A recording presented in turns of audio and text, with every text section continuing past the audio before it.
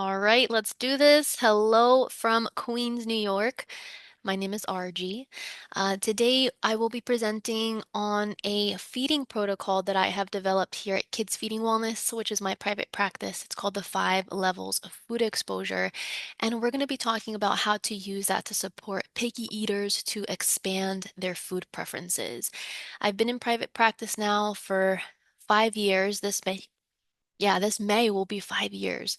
And it really took me all of this time to develop something that I found to be effective, not only effective, but practical and sustainable for families. Because let's be real, families are extremely busy nowadays. They have a lot on their plate. And for us to help support their child, it requires a holistic approach that kind of tackles all angles of a child's feeding development. And so that's what we're going to be doing with the 5 levels of food exposure. Let me share my screen so we can dive right in. Let's make this a little bit bigger. There we go. Okay, hopefully you guys can see me clearly, hear me clearly. So a little bit about me. As I said, my name is RG. It's like Margie, but without the M. I grew up in Queens, New York. I am a speech language pathologist since 2018. I received my Bachelor of Arts in Psychology and Communication Sciences and Disorders from Queens College, and I have my Master's of Science in Communication Sciences and Disorders from the College of St. Rose. As far as my background, I've worked in outpatient care for children with medical complexities, elementary and middle schools for children with learning disabilities and developmental delays, early intervention centers for children with autism. And in 2020 is when I started my practice. My private practice is a virtual practice, so I do not have an in-person location, so that gives me a lot of flexibility. I do in-person therapy, I do virtual therapy, and I also do parent coaching worldwide. So supporting families of children from 0 to 10 who have feeding difficulties.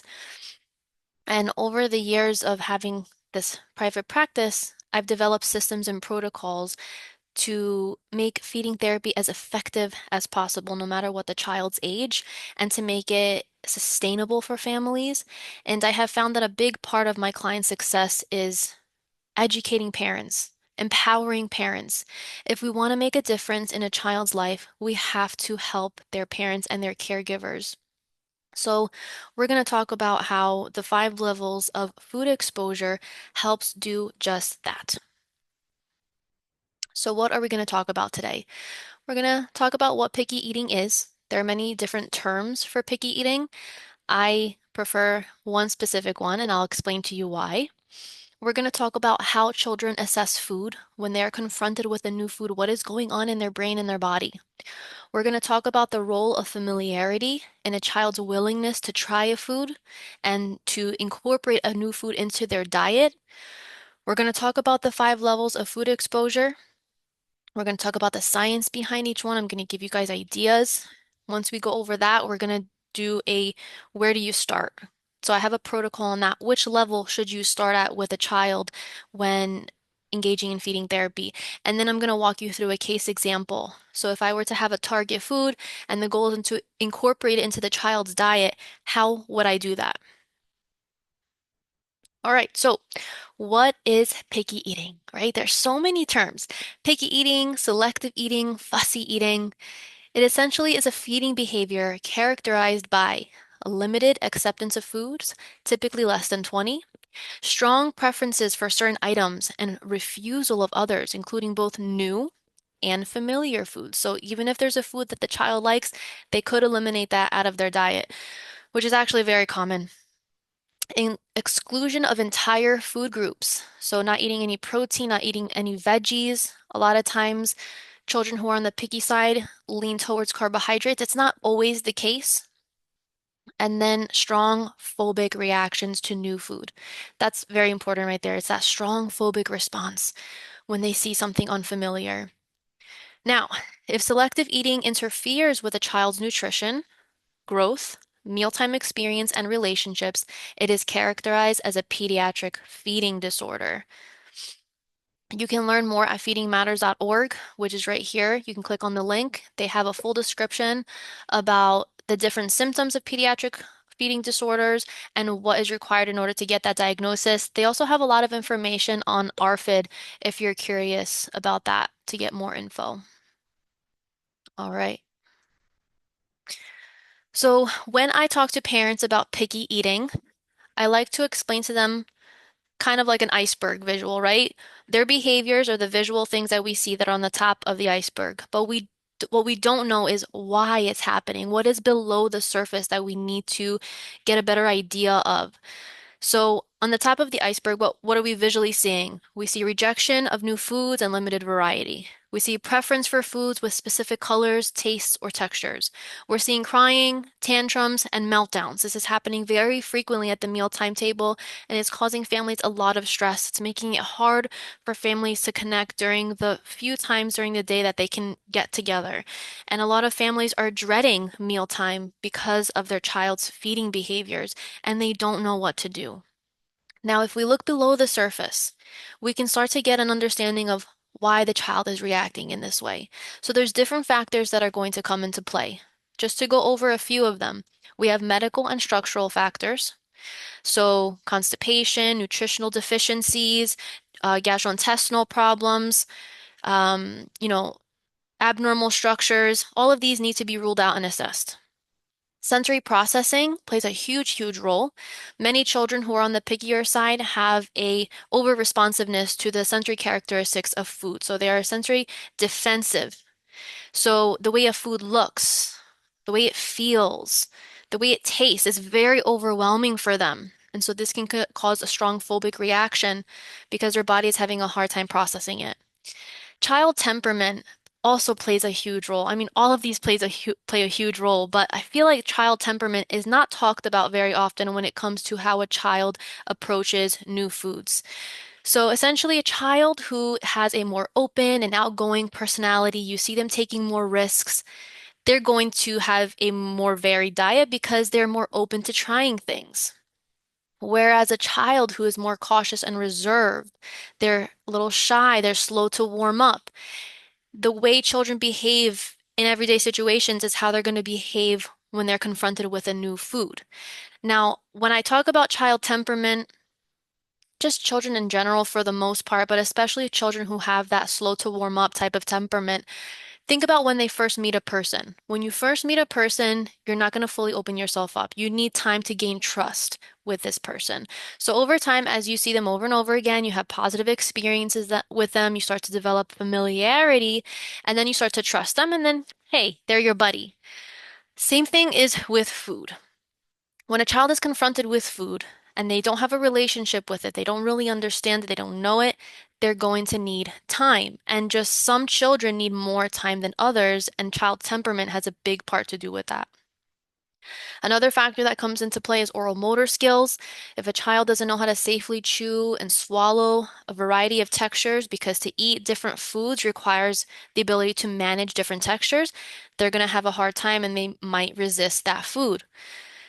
Now, the two biggest things, two, that we're going to focus on today is the child's stage of development and their level of food familiarity. So, as far as stage of development, we're going to talk about something called food neophobia. If you haven't heard about it, it's very important. There's a lot of research on it, and it has a huge role in a child's willingness to try a new food. So, we're going to talk about that. And then, level of food familiarity. So, here's a quote from Birch, 1979, one of the strongest predictors of a child's willingness to eat a food is their level of familiarity with the food. So when we go over all of these foods from that iceberg analogy, parents can start to see why their child is, quote, picky. And instead of viewing their child as a picky eater, instead shift that mindset over to my child is a cautious eater. My child is simply trying to protect themselves. They might not feel ready to eat this food, or something is feeling overwhelming for them that is preventing them from taking that risk to try and explore that food. Because doing that, again, is a risk for many of these children. They are taking a risk, they're putting themselves out on a limb without knowing what's going to happen after they touch or eat this food. So if we can view children as cautious eaters, we can then ask ourselves, what can we do to help this child feel less cautious, to help them feel more safe around new foods? And it takes time. That's super important to remember when you're working with families to tell them that this is something that takes time. We need to set their expectations because a lot of parents are looking for quick results. They're desperate. They want to get their child to eat new foods. But when we come with that mindset of let's get it done, we resort to what I call quick fixes. We don't want a quick fix. We want something that's long term, that's going to last and make a big difference in the child's life. So, for parents to understand a little bit more about their child's feeding behavior, we want to explain to them how these children really approach food. And when they have that understanding, they'll then have a little bit more patience. So, cautious eaters, as I like to call them, also known as anxious eaters, are children who tend to approach new foods slowly and carefully. They often notice even the smallest changes in how a food looks, smells, tastes, or feels. So oftentimes I'll see my cautious eaters holding the food, looking at it very closely. Their full attention is on this food. They're observing it and they're saying, do I know this? Is there something different on there? Can I put this in my body? They're essentially trying to protect themselves. They need more time to feel comfortable and safe around unfamiliar foods. They worry about how a food might feel or taste in their mouth. They feel unsure about how a food might affect their body. There could be many other things going on that we don't fully know, but this is essentially what I see when I work with families of children with cautious eating. This cautious behavior is closely tied to how familiar the child is with the food. So again, familiarity has a huge role. Now, this is something that I often hear parents say, but my child used to eat everything. Yes, there is a time period in a child's life where there is this sensitive period, an open window in which children are more willing to try and taste new foods. But as their brain develops and they become more aware of their surroundings and they start to categorize foods based on their characteristics and they start to become more wary of anything that's unfamiliar, this starts to change. And then as the child changes, the parent starts to worry and they don't know what to do after that because they're going from a point of, oh, my child is eating everything to now what's going on? Why aren't they eating the foods that I'm giving them? And then you have other children who from the beginning have extreme sensory sensitivities. They're gagging, they're not exploring foods from the beginning. We have to see what is going on in the child's body, what's going on in the environment to really tailor the protocol to them. But even as they're going through these stages of development, familiarity is still going to play a big role. Now, during this period, when the parent sees the transition of my child used to eat everything to now they're not eating much, the child is going through a stage called food neophobia. Neo means new, phobia means fear. What is food neophobia? During this stage of development, children develop a heightened sensitivity to the appearance of food. So, like I said, cautious eaters, they're going to look very closely at foods. They're looking for minor differences and they're trying to see, is this food safe for me to eat? And if it does not look safe to them, they're going to stay away. Their body is in high alert.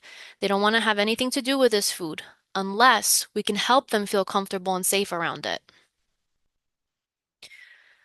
So here is a graph that kind of shows the progression of the stage of food neophobia. So you'll start to see an increase around 12 months, and this all has to do with the child's cognitive development. As their brain is developing and they're becoming more aware and they're developing concepts and they're categorizing things in their environment, they start to become more weary of new foods. So we see an increase at 12 months. This is also a period of time in which children are developing they're understanding independence and they're starting to say no. They want to start to do things on their own. So even if a child feels safe and comfortable with the food around 12 months, they might just say no because they're exerting their independence and control, which is a healthy behavior. We want to see that. But for parents who are not aware of this, they see this as defiant behavior. And then one thing can lead to the next and we're not providing them a supportive feeding environment to overcome that. So this is where parental knowledge comes in. Either way, I digress. Going back to the chart, so at 18 months, this is when it really starts to show. I have a lot of parents coming to me for feeding therapy around 18 months of age. This is when they start to say, "Oh, my child used to eat everything and now, they're not eating." So food neophobia starts to peak between at 18 months, and then it gets really high between 2 to 6 years. That's when we see it at its worst.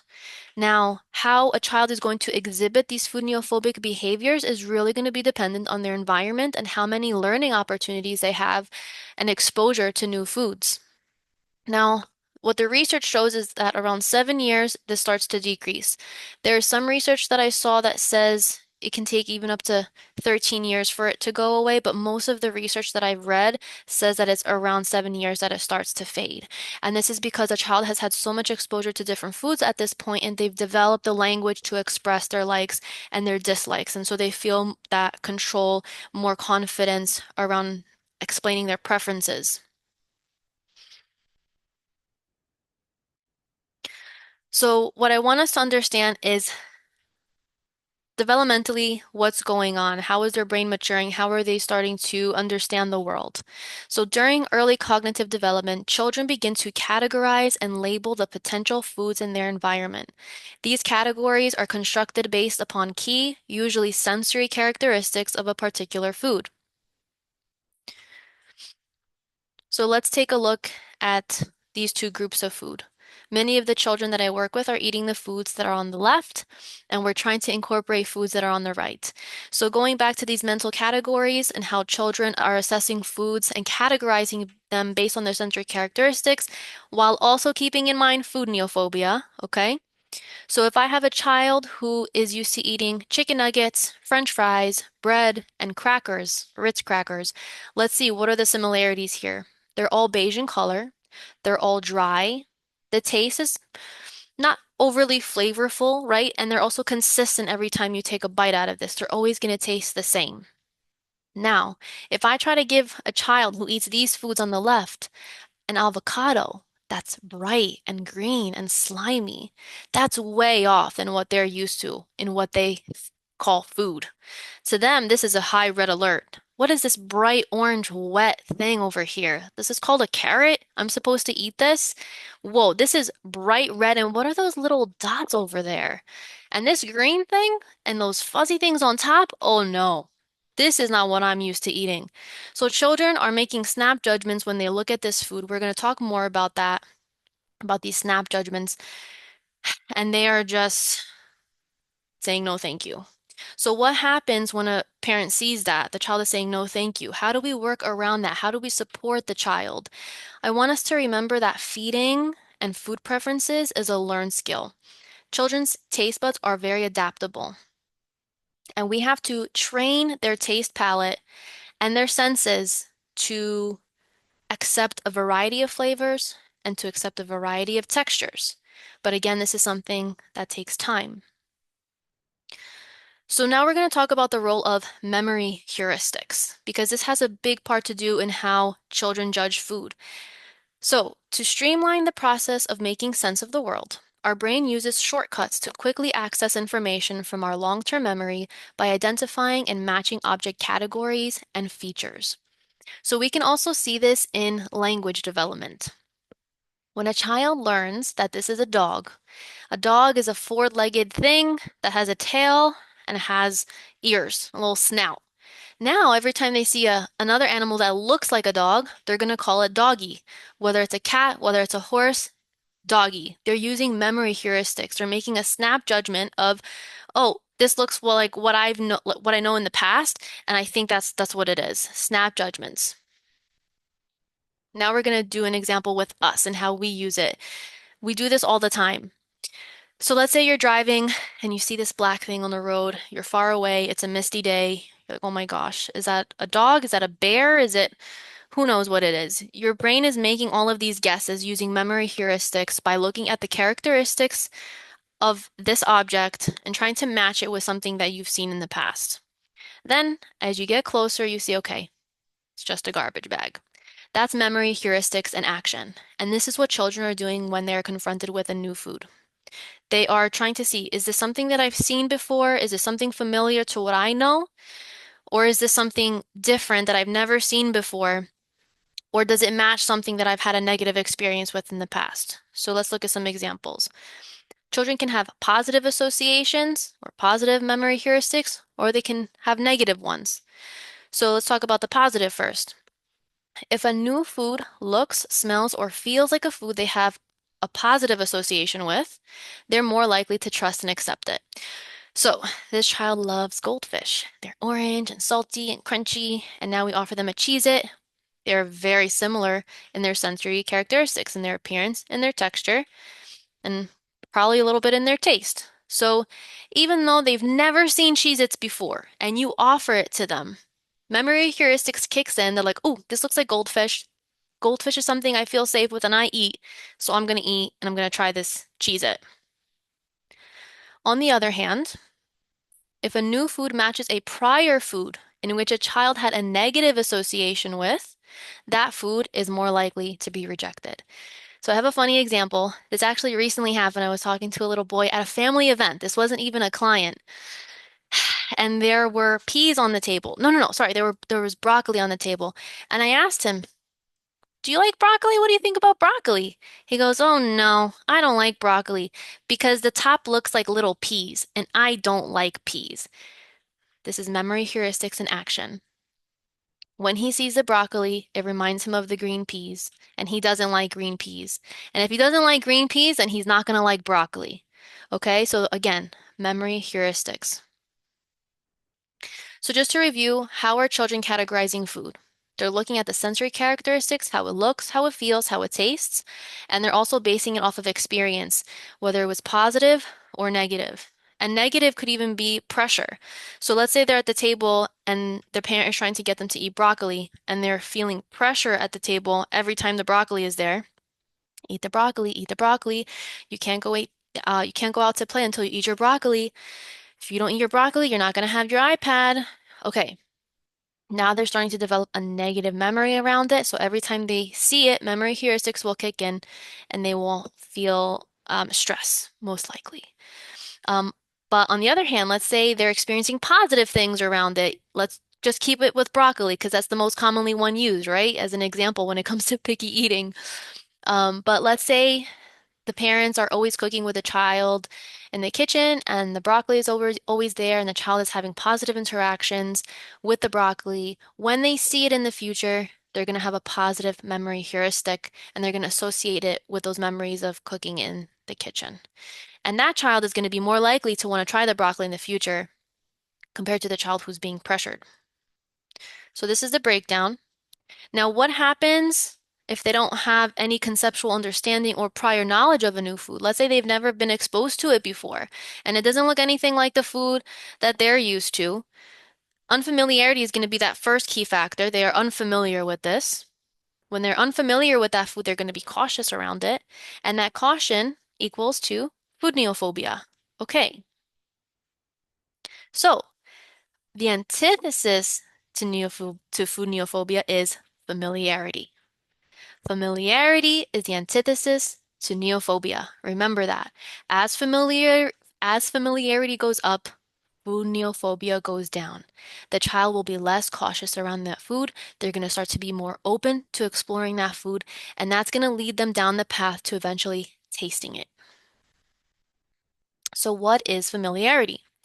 Familiarity describes the degree to which we recognize and understand something based on past experiences. It involves applying knowledge we've gained through repeated exposure to objects, people, or situations. So you can see here how familiarity and exposure go hand in hand, which is why I created the 5 levels of food exposure, because that exposure is going to help the child build familiarity, and that's the goal. The goal is to help child become more familiar with foods so that food neophobia response can reduce and that caution can reduce and they feel safe around this food and confident. That is the goal. When we become familiar with a stimulus, our brain starts to categorize that information based on patterns of observable characteristics and experiences we've collected over time. This process leads to the development of what's known as a schema, which I'm sure many of us have heard of. A schema is a mental framework that helps us interpret, organize, and respond to the world around us. It's how we make sense of new information by connecting it to what we already know. So, if I think about the schema that I have around bananas, I know that it has a peel, you have to take it off, you have to, it's very soft, there's no seeds inside. I know that it's a tropical plant. I know that monkeys open it from the bottom, not the stem part. I know that monkeys love them. I know that you can make banana muffins and banana bread, banana pudding. I know that it's a very popular fruit. I eat it in my yogurt. I can put it in my cereal. I've experimented with different methods of eating banana and using it in different recipes. I have a very well-rounded schema of bananas. Children, on the other hand, do not have very strong schemas of new foods, and that's what we have to help them do. So once they have an understanding of what this food is, how does it grow? How do you eat it? What's inside? How is it going to make my belly feel? They start to develop a sense of safety and an understanding. When a child understands a food, that caution and that quote pickiness around it, it starts to reduce little by little. So, in summary, the more exposure a child has to new foods, the more familiarity they will have with that food, and the more trust they will gain with that food.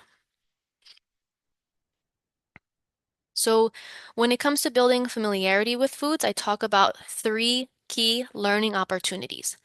Again, learning opportunities because developing food preferences is a learned skill. So I like to follow this hierarchy. Now, I want to quickly mention for a food to become incorporated into a child's diet, it has to be tasted multiple times for their senses to their taste buds to get used to that flavor and for them to eventually start to develop a preference for it. That's what the research shows, and that's what I see as well. Children need to taste it. But the hardest thing is getting the child to actually taste it. So there are many steps that come before that, the tasting part. So, the first thing that we have to help a child do is become visually familiar with that food. They have to see it in their environment over and over and over again until they see it. So, we're going to be using the example of a banana today in the case example. So, let's say, we have a banana, they see it at home, they see it on the table, they see their friends eating it, they see their family eating it, they're engaging with it at school in activities. Okay, they're visually getting comfortable with this. When they see it, they're like, oh, that's a banana. It's not like they're seeing it for the first time. They're saying, oh my God, what is that? Which is typically what happens in the beginning. Now, visual exposure obviously is not enough. Now we have to get the child to touch the food because if a child does not feel comfortable touching the food on their hands, they're not going to feel comfortable putting it in their mouth. There's something called mouth feel, where when a child sees a food, they take a guess about what it's going to feel like in their mouth. And if they don't have a good um, idea of it, they're not going to want to eat it. So what happens though is when they touch it, it might feel like kind of gross because it's unfamiliar, but over time their senses start to become habituated to it. And once they feel comfortable with it on their hands, they're going to be more willing to taste it. And that's how we get to that tasting part. But it's important that the child makes a decision for them to taste it. We're not always prompting them and say, take a bite, take a bite. The child should willingly want to taste it. And there are things that we can do to increase that internal motivation. We don't want to use external motivation where if you take a bite, you can get this because that's not long lasting. That's another example of a quick fix. Now, what does the research show as far as the number of exposures needed for these three levels? So for visual exposure, there was some research that I found that said 10 to 15 visual exposures are needed for a new or disliked food to shift towards having a positive affect towards it. So when they see it the first time, they'll be like, oh, ew, what is that? But after they see it multiple times over the course of 10 to 15 times, over the course of, let's say, a month, 2 months, 3 months, they start to shift their affect towards it. In psychology, it's called the mere exposure effect. So the more we are exposed to something, the more we start to like it. And that goes with anything, with people, situations, because you know what to expect. That builds your confidence, builds your safety around it, and that's what we need children to do. So it starts with that visual exposure. The next is textual exposure. I could not find any research that says, how many times a child needs to touch a food or a texture for their body to get used to it. But what I do know and what the research says is that habituation occurs when a child consistently is touching things and being exposed to certain sensory characteristics over and over and over again. And the example that I like to use with habituation is, let's say you're hanging out right now and all of a sudden you hear a buzzing noise that you've never heard before. Your mind's going to catch it, red alert, what is that buzzing noise? Oh, okay, it's just a refrigerator. Weeks go by, you hear it, for the first few days it's annoying, but then eventually your body becomes habituated to it. You don't see it as a threat. Now it's just in the background. So the same thing is happening when we get children's hands involved in food. Some children are not going to want to touch food right away, and that's where using tools comes in hand, like gloves and tongs and forks and picks and chopsticks and toothpicks and, all of the tools. Um, but we do want to encourage them to get their hands in the food, which we're going to talk about throughout the 5 levels of food exposure, because that's going to help them get to eventually tasting it. Now, research shows over and over again that 8 to 15 taste exposures are needed for a child to develop a preference for that food, and some research even shows up to 20. So, wow, that is a lot. And I often get the question, okay, over how long of a period? So if the child is, we have to think about it realistically, right? Because we have to remember we're not trying to get the child to taste the food and use an external motivator. They have to be internally motivated to want to eat this food to make sure that they're always having a positive experience with that food. So it could take a month, 2 months, 3 months, for some children, 6 months, in which they're tasting it over and over again, but their body develops a memory towards that. So each time they taste it, their body's like, oh, I remember this. I remember this. And it's like, oh, you know what? This is not too bad. I'm starting to like this. Think about a food that you used to not like when you were younger. For me, it was mayo. I didn't like mayo. I didn't like salmon. I didn't like tomatoes. And then over time, as I tasted it, I started to develop a preference for it. They're not my favorite foods, but I eat them now. And that took a lot of time. So we have to have the same respect and patience for children to develop these food preferences. So I just showed you all of this research for how much exposure is actually needed. What are parents giving, how much exposure are parents giving their children? Parents typically offer a new food to their child on only 3 to 5 occasions before giving up. Ooh, as a result, children not only fail to receive sufficient exposures to new fruit and vegetables for these to become accepted into their diet, but parents also tend to fall back on foods that are known to be liked by the child, reinforcing the child's desire for these. Take it in, take it in.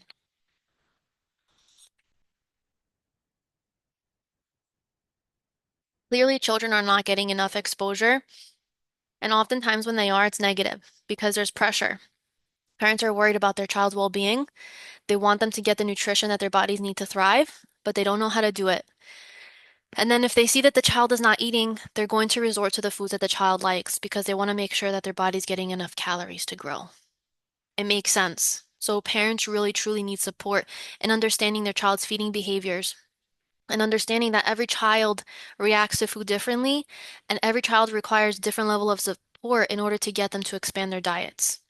So 3 to 5 occasions is not enough. So I talked a little bit about quick fixes. I like to review these with parents because these are techniques that are often used and they only work short term and sometimes make it worse. So pressure we know doesn't work. There's a lot of research to show that anytime a child is pressured to eat it, they want to eat it less and they like it less. So even though they might eat it in the moment to avoid a punishment, over time, it's going to get harder and harder to get the child to eat that food. Rewards, again, offer temporary results. If you eat your broccoli, you can go outside and play. If you eat your broccoli, you can have ice cream. Ooh, that's a common one. But what does the research show about that? If a child is rewarded with a food, with a more preferred food, they're going to like the more preferred food more, and they're going to like the less preferred food less. So they're going to like the broccoli less and the ice cream more. And even though they're eating the broccoli in the moment, it's going to make it harder again in the future. Punishment makes it worse. That's just another form of pressure. And then some feeding therapists, there's a huge feeding therapy protocol that has children smelling, licking, and touching food, which is all very important. And it's part of the process, taking a bite, spitting it out, taking a bite, spitting it out. But how can we do that functionally without pressuring the child? And how can we make this long term? It's more than just smelling, licking, and touching. Children need a holistic approach to food, what I call a supportive feeding environment, if we're going to help expand their food preferences. We have a lot of things working against us from peer influences, from TV ads, from processed foods, from stressful family life, busy schedules. It's getting harder and harder to give children the exposure that they need to expand their diets. And this is why I created the 5 levels of food exposure. So here they are. To review, level 1 is educational exposure. We're going to talk about each one. Level 2, social learning exposure. Level 3, play exposure. Level 4, shopping and meal exposure. Level 5, meal and snack exposure. Now, as we're going to talk about, you can go through any of these levels, but it really depends on the child's reaction to the food that we're trying to present to them.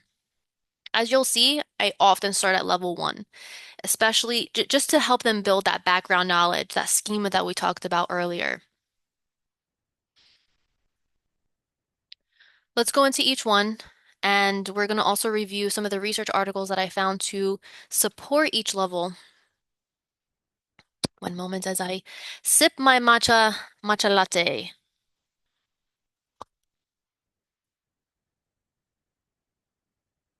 All right. So, educational exposure, what is it? It introduces foods through books, gardening, sensory exploration, and simple nutrition conversations in order to build background knowledge and spark curiosity. What is the purpose? It helps children build a mental framework, the schema for new foods, making them less intimidating and more familiar. What does the research say? Educational exposure has been shown to reduce food neophobia and encourage more positive engagement with unfamiliar foods.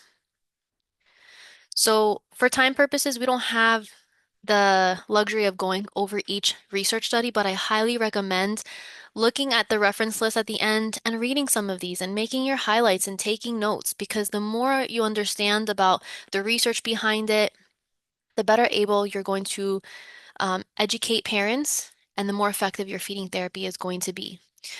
All right, so let's talk about each one. Picture books. This study was done with children from 19 to 26 months. Exposure to books featuring unfamiliar vegetables significantly increased toddlers' willingness to look at, taste, and eat those vegetables. So let's say you have a tomato and you have a picture book, which you can also create on Canva. You sit with a child and you just look through the pages. You say, "Oh, look at that red tomato. It's so big and round. Oh, look at how the tomato is growing on the vine." And you just put different pictures of tomatoes, people eating them, animals eating them, how they grow, and you're just talking about these. Children start to develop this visual preference for it because it's becoming familiar with it. So when the children saw the foods that were in the book and they saw those foods on their plate, they went for those foods compared to foods that they never saw before. In this study, so growing food, this study was done with children from 3 to 5 years. Gardening activities led to higher vegetable intake in preschoolers. So children got to see the food grow from the seed till fruition, and then they harvested it and they ate it. This is what people did for thousands and thousands of years, but now we can't do that, right? We don't have a garden in our backyard. We're getting food from the supermarket. Many families nowadays are even buying groceries online, so children don't have the opportunity to even go to a supermarket and see the different types of foods. Nutritional education. This study was done for children who were 4 to 5 years. Learning about food benefits through storybooks led children to eat more vegetables during snack time. So this could be a simple storybook that you create, or you can find one online. There's so many resources out there. But just hearing the benefits of what eating certain foods can help you do. So, for example, did you know that broccoli can help you run faster? Did you know that carrots can help you have supervision? Did you know that beets help your heart beat faster so you can jump higher? You're helping children create the associations, the positive associations with food and what they can benefit out of it. I've had so many parents tell me that once they talked a little bit about nutrition, at the child's level, right? We're not going to say, oh, this carrot has vitamin A and vitamin A is good for your. We're not going to word it like that. We want to get into the child's imagination. It's giving them superpowers. Truthfully, um, what was I going to say? I got off track. Ooh, yes. So I have many parents tell me that when they use this technique, oh, did you know that carrots can give you supervision? They'll take a bite and they're like, Mom, look, I can see through the wall. Or did you know that when you eat broccoli, you can run faster? Mom, look how fast I'm running. That's a beautiful thing. You're helping them create these positive associations and you're building up their internal motivation to want to eat this. They're having the natural desire to want to eat it. Sensory education. This study was done for children 8 to 12 years. Sensory programs engaging all five senses reduce food neophobia and increased willingness to try unfamiliar foods. Sensory education can be done for children up to as early as, I'd say, 3 years. I've done it with children up to 3 years old, as early as 3 years old. And what does that look like? Get a lab coat, become a food scientist, get magnifying glasses, get your tongs and everything you need. Cut through the fruit, vegetable, whatever produce that you're looking at. Assess the parts. Does it have seeds? Does it have a peel? Is it soft? Is it hard? How does it smell? How does it feel on your hands? Is it wet? Is it dry? You're simply providing vocabulary, you're helping them build their schema and their understanding around food, and this is going to reduce that food neophobia because they're developing a better understanding of it, and so they're becoming more familiar. So, as examples, and we're going to go over more examples during the case application, read books that are appropriate for the child's age that include the food that you're looking at. This is just such a great starting point. If you're starting feeding therapy with a child and you guys have found the target foods that you want to incorporate into the child's diet, start by reading books and recommend books to the families for them to read at home. Watch videos. YouTube has a plethora of options for you to choose from children cooking food, using different recipes, watching time-lapse videos of the food growing, learning just random facts about certain foods. This is going to help them build that background knowledge. Grow food. Now, of course, this is not easy for everybody, but it's very easy to grow a tomato plant on your windowsill. You can grow herbs, you can grow strawberries. I would do a Google search and see, what foods are easy to grow at home. Visit a farm or a farmer's market, give them that experience, immerse them in it. Oof, I have a lovely story of a parent whose child eats many of the foods that we looked at earlier, the chicken nuggets, the French fries, the bread, but this child ate lettuce.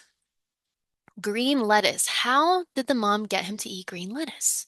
Well, when they used to go to the farm, the child would feed the sheep their lettuce. And so he has this positive memory of lettuce, and he was pretending to be a sheep and he ate it. And now he has a preference for green lettuce. I mean, isn't that beautiful?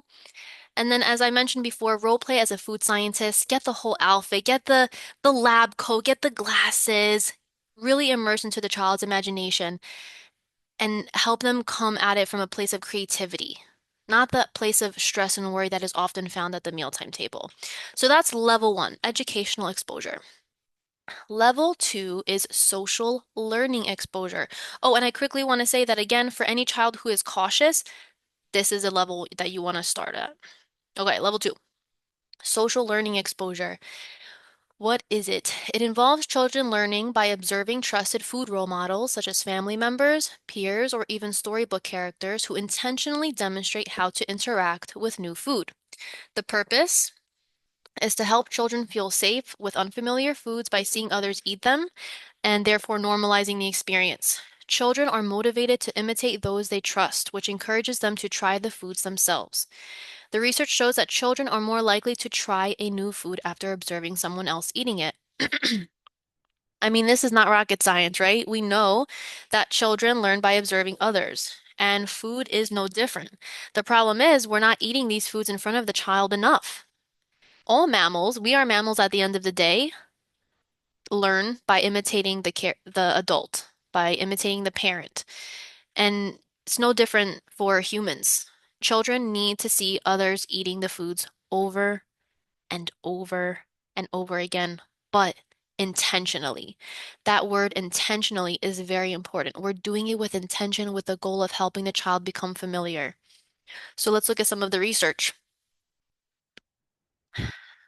In this research study, they assessed how parent modeling impacted the child's desire to want to eat a new food.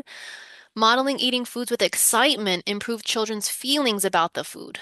So I highlighted the word excitement because in this research study particularly, they had one group of parents modeling eating a food without saying anything. They were just eating it. And then they had another group of parents eating the food, but eating it enthusiastically. Oh my gosh, this carrot is so good. It's so crunchy. I love the texture of this banana. And then when the children observed that, they had a more positive affect towards that food. They didn't eat it right away, but they had a higher preference for it, which is the start to getting them to eat. We need to have them have a positive association with that food. So parent modeling is very important. In this study about family meals, it was done with children 9 to 18 years. Family meals at least 3 to 5 times a week improve diet, veggie intake, and emotional health. So, family meals are not only going to help expand the child's diet, but it's helping with so many other things. Emotional health, emotional well-being, confidence, connection with family. It even supports their language. There's a lot of research to show the importance of family meals and the positive effects. I actually have two books that I highly recommend. The Surprising Power of Family Meals, Miriam Weinstein, great book. And then, ooh, my headphones. Okay. Secrets of Feeding a Healthy Family by Ellen Satter. This one is a classic, and I also highly, highly recommend this book. Again, knowing this information is going to help you better guide families because, again, feeding therapy needs to be holistic. It can't just be 2 times a week, 30 minutes with hands-on therapy. It has to be not only that, but whatever's going on at home needs to be carried over. So the more parents know, the more we can guide them, the better progress we're going to make. This study studied peer influence. So this was for children 3 to 18 years. Peer influence boosted kids' acceptance and intake of healthy foods. So when they saw their friends eating different foods, vegetables, fruits, it made the children in the study want to eat more of those foods. Now, this can be good or bad, right? There could be positive influences and negative influence. So, I often like to recommend parents have play dates with friends who eat a variety of foods to have their child observe the child who eats more variety, again, to increase the child's internal motivation and just normalize that food. That's really what it is normalizing it and helping them feel more confident to want to eat them themselves. And then in this research study, they studied how favorite characters can influence a child's willingness to eat a new food. Linking fruits and veggies to familiar characters like Elmo increased children's willingness to eat them. So, educate. Oh no, this is supposed to say social learning exposure. But some ideas. So intentionally model eating foods enthusiastically in front of the child. So make sure to give parents that guidance. Eat the food in front of them. Make sure they see you. Make sure they are hearing what you're saying. This is why family meals are so important. This is why structured meals are important. If a child is snacking on foods, walking around and playing, we don't have enough structure for the child to observe and imitate those around them. Schedule play dates with friends who eat a varied diet, have family meals when possible, and read books or watch videos with beloved characters. There's a book for anything and everything. So if there's a target food that you are looking for, do a quick AI search and see which books have this target food. It will give you a list of ideas that you can incorporate into your feeding therapy. And then you can read that book to the child and talk about how the character is eating that food. And guess what? The child will develop a more positive affect towards it and be more likely to want to taste and eat that food. Okay, level 3, play exposure. So, play exposure engages children to explore food through hands-on and imaginative play activities without pressure to eat. This makes the experience with new food fun and safe. The purpose? Children learn best through play, which lowers defenses, increases curiosity, and fosters positive associations with food, therefore helping them feel emotionally safe before tasting it. The research shows that studies that incorporate sensory play reduce food neophobia and increases familiarity, key factors in a child's willingness to try new foods. I mean, we all know how important play is. We know that's how children learn best. So why not incorporate the foods that we're trying to get them to eat within the play routine? What is the research showing? Preschoolers who engage in pretend play with food by constructing playful food narratives with peers and teachers were more likely to interact with, taste, and accept those foods. So this can look like turning foods into characters and having little conversations about them. This could look like having a picnic incorporating these foods using their imagination, having a food party, a tea party, role-playing a restaurant, I'm going to go over these ideas in the next slide, but this is that imaginary play piece, and it's very effective. Messy food play is something that I love to do with the younger ones. I do messy food play with children as early as 6 months of age. In this study, preschool children who participated in tactile sensory play with real fruit showed significantly greater fruit acceptance than those who only received taste exposure. So I thought that was really interesting because, like I said before, taste exposure is probably the most important, but it just goes to show that it's not the only thing that comes to play. And then food games. Children who played bingo style games using real fruits and vegetables consumed more novel foods, such as pomegranate and soya beans, compared to those who interacted with photos or sorted foods. So, having more of that hands on experience and turning these foods into a playful experience helped them develop positive associations, more familiarity and comfort, and increase their desire to want to eat these foods. So, what are some playthings that you guys can do during feeding therapy? Pretend to cook, shop, or host a food party using the target foods that you're aiming to expose the child to integrate into their diet. Play games like tic-tac-toe, checkers, bingo, just like the other study. You can do guess the food blindfold games. I love this. So I'll put a blindfold over the child and I'll have the family complete it with us. And then we might have five target foods on the table and we'll blindfold the child and we'll say, you have to feel the food and guess what it is. For some children who are more comfortable, they might take a small taste and guess what it is. You can have three varieties of apples and see if they can guess what brand apple it is. There's so many different ways that you can play around with the blindfold games, but again, it really depends on the child's level of comfort. Play exposures for children who typically feel more comfortable being around the food and touching it. Um, Whereas the ones before are for children, so the educational and the social learning are for children who are a little bit more cautious and they need more exposure before they even get to this. But either way, play really reduces that threat. It reduces any pressure. You can build food structures with toothpicks. That's a very popular one. And you can also create a sensory bin and just put either dry food, wet food, whatever target foods you're going to put in a sensory bin. You add scoops and different tools and cups, and you add some toys in there, and the child is now getting immersed. They're getting their senses habituated to it. They're touching it with their hands, which we said is very important. I highly recommend checking out the Picky Eating Experts. I have their Instagram right here. They're all about food play and food exposure, and they have so many fun ideas. So I highly recommend checking them out on Instagram. All right, level 4, we are moving on up. Shopping and cooking exposure.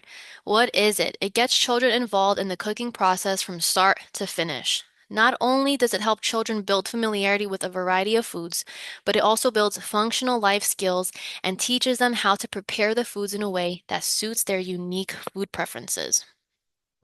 Research shows that children who are involved in selecting and preparing meals are more willing to try a wider variety of foods. So, this is just one of those activities that is extremely practical and functional and sustainable because we cook a lot throughout the day. We go food shopping a lot. Now, not all families are going to feel comfortable cooking. Some feel that they don't know how to cook.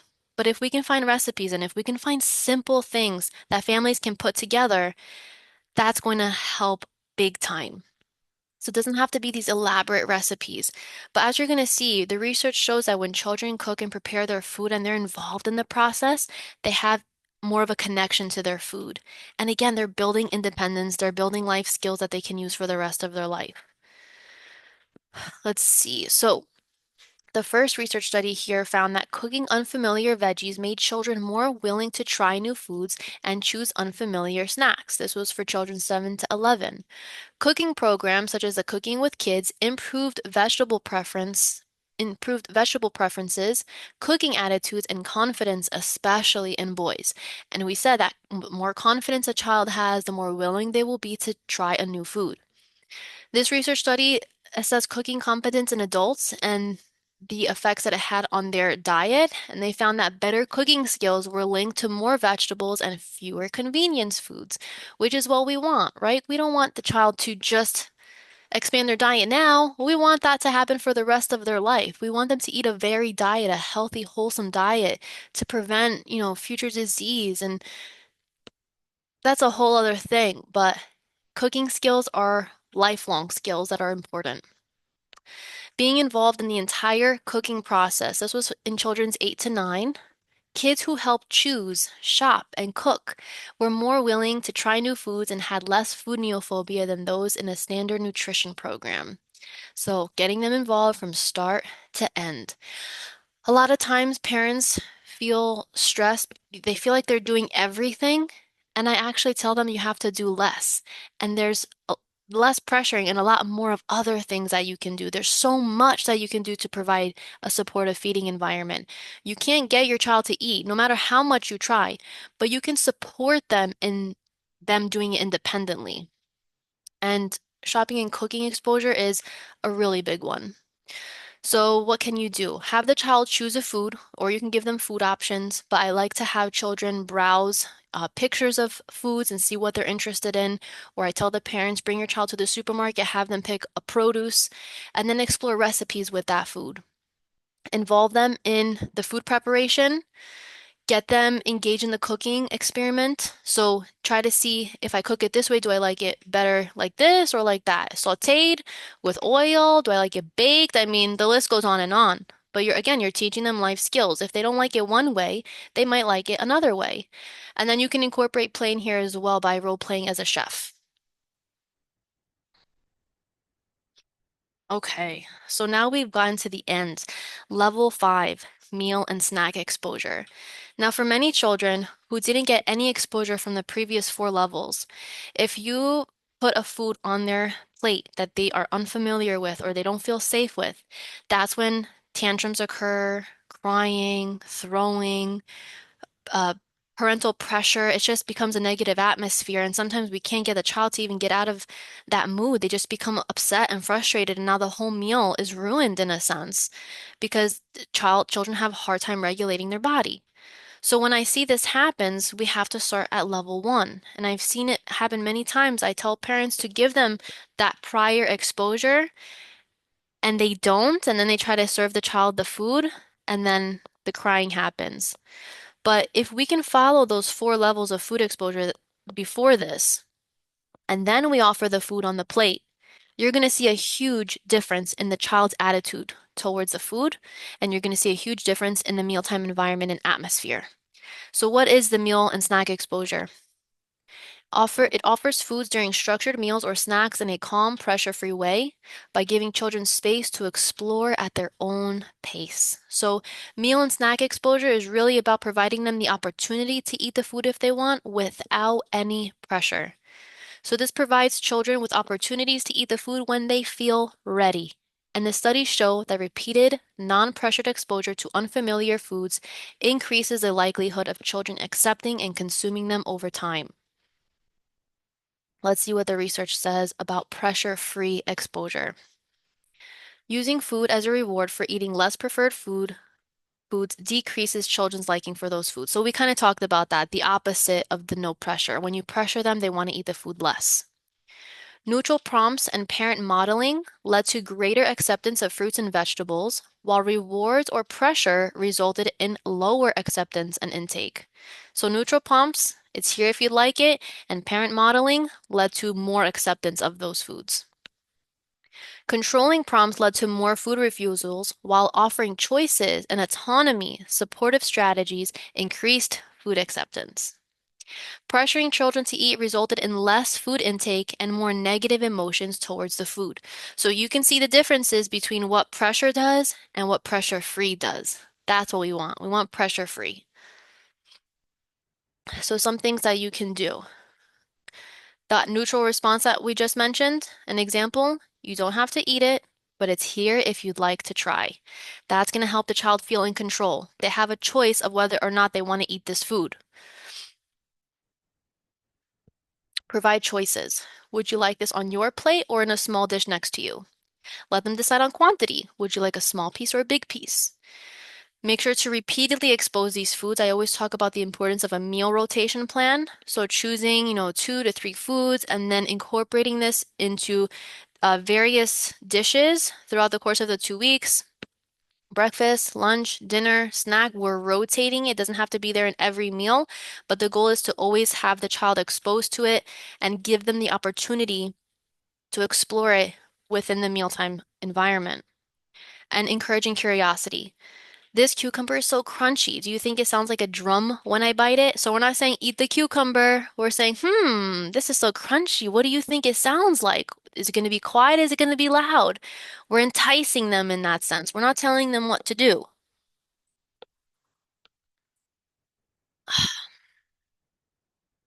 Now, this is a visual that I use.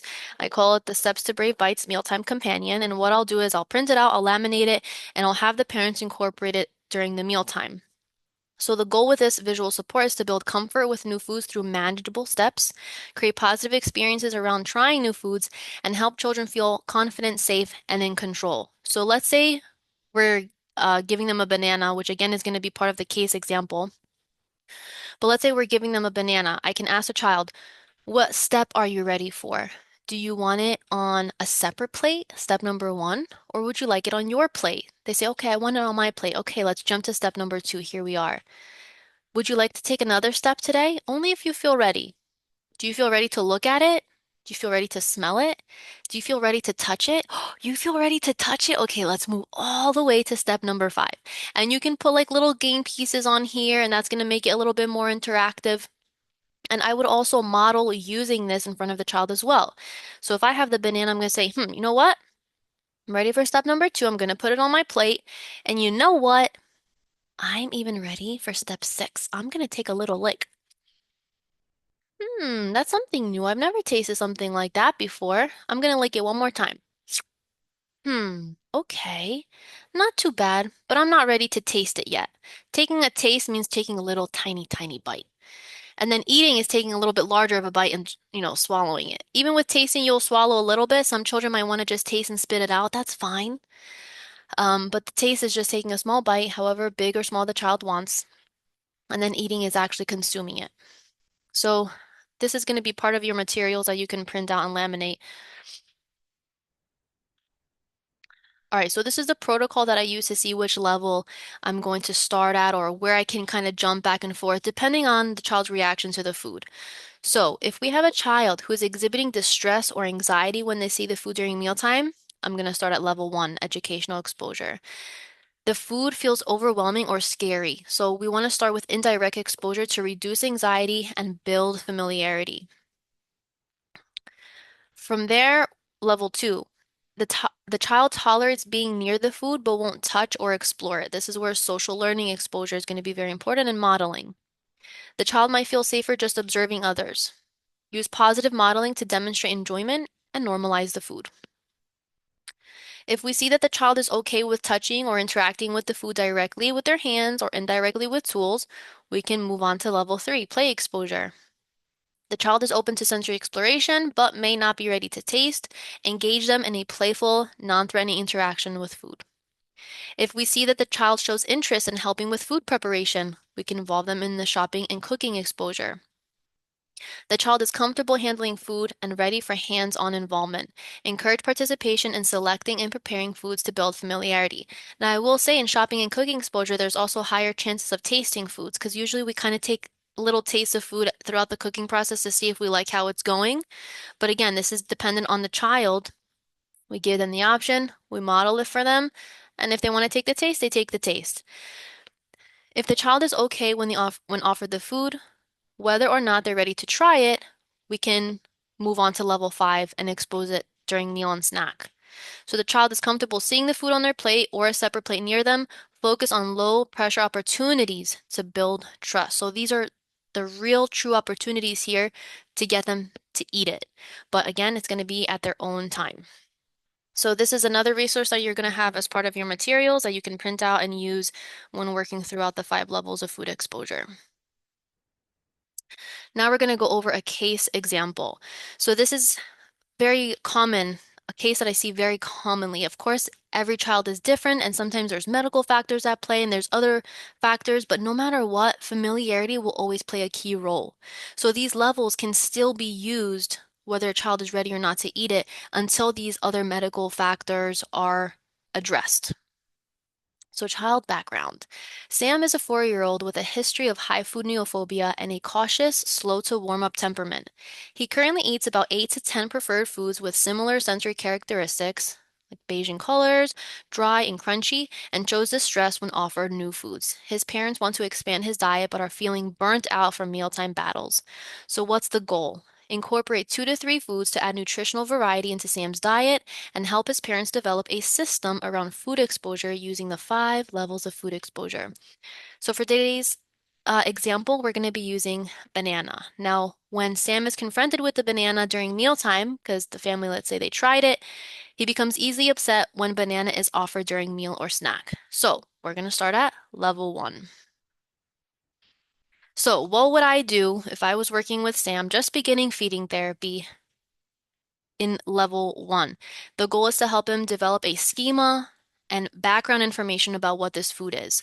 So I read books that include bananas based on the child's age and interest. So quick search on Amazon, I found this book that's bananas. It's interactive. The child can touch the little toy banana, and Pete the Cat and the Bad Banana. I'm going to read these to the child. We're going to talk about the banana and what the characters are doing with the banana. And already he's going to start to develop some positive associations. I'm going to watch short videos about how bananas grow and a cooking video that includes them.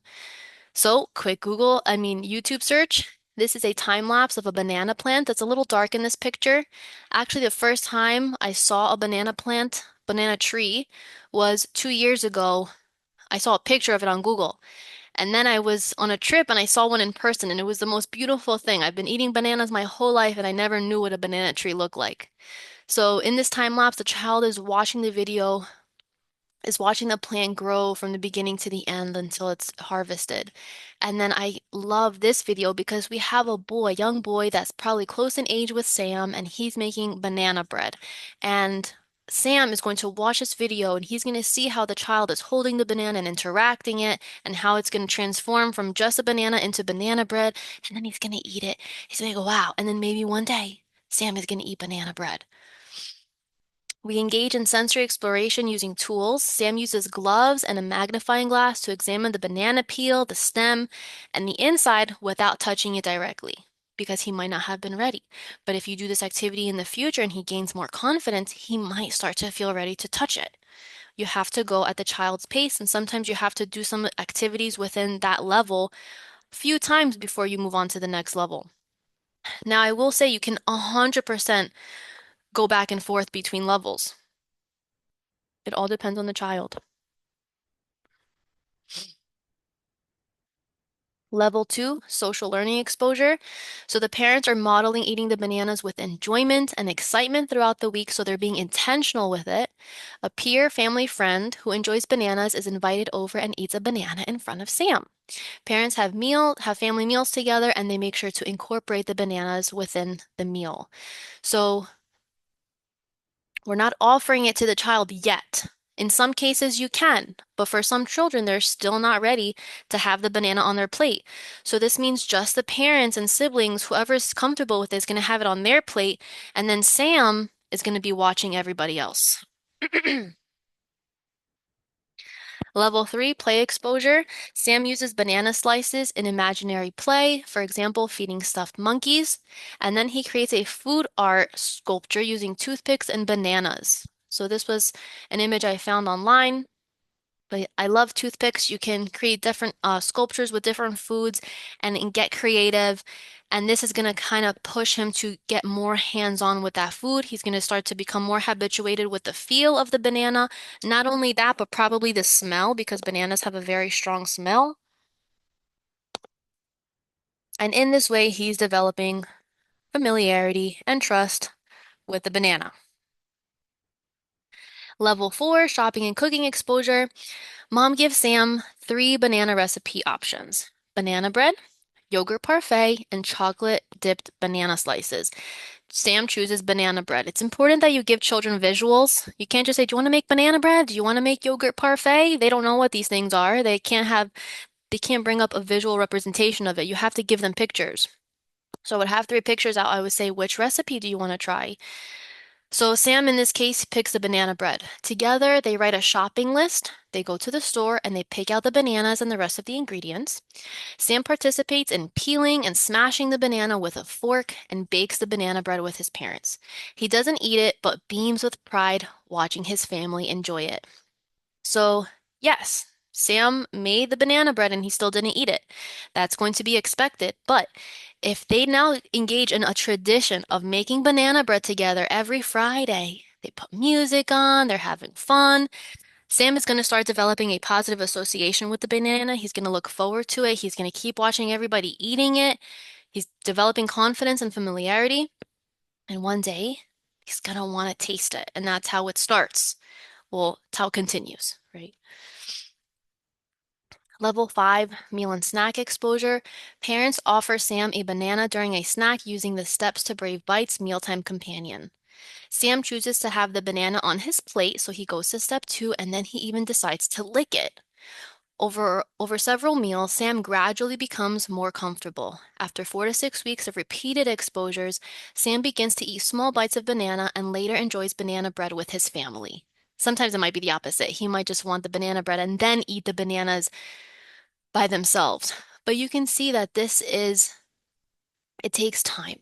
You have to give the child repeated exposures over and over and over again. And each of these levels give you so many ideas on what you can do in feeding therapy and activities that you can recommend the families to do at home. So again, just to repeat it, it does take time and parents need to understand that. Oh my goodness, I can't believe we're at the end. Um, this is something that I've worked on really hard for the past 5 years to get to this protocol. And for my clients that I've worked with, I have found that it has been very effective because we're removing the pressure and we're giving parents something that they can do. Parents want to help their child expand their food preferences. They do not want to have stressful meals. So once they know that they're doing everything they can on their end, there's a weight lifted off of their shoulder, especially when you can help them shift their mindset that their child is not a picky eater, their child is cautious eater and they're simply trying to protect themselves.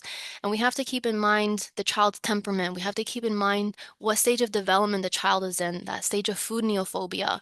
We have to explain to parents what is going on in the child's brain and body when they are confronted with a new food, and how to help their child move from a place of worry and caution to a place of trust and confidence around food. So I hope you guys enjoyed the 5 levels of food exposure. If you have any questions at all, I have my email here at the end, hello@kidsfeedingwellness.com. If you have any questions at all about this presentation, please reach out. Do not hesitate. Do not be shy. You can follow me on Instagram. I'm going to be posting a lot more information for not just older children, for babies transitioning to solids, and then of course picky eating. So definitely stay tuned. We have lots of fun resources coming up.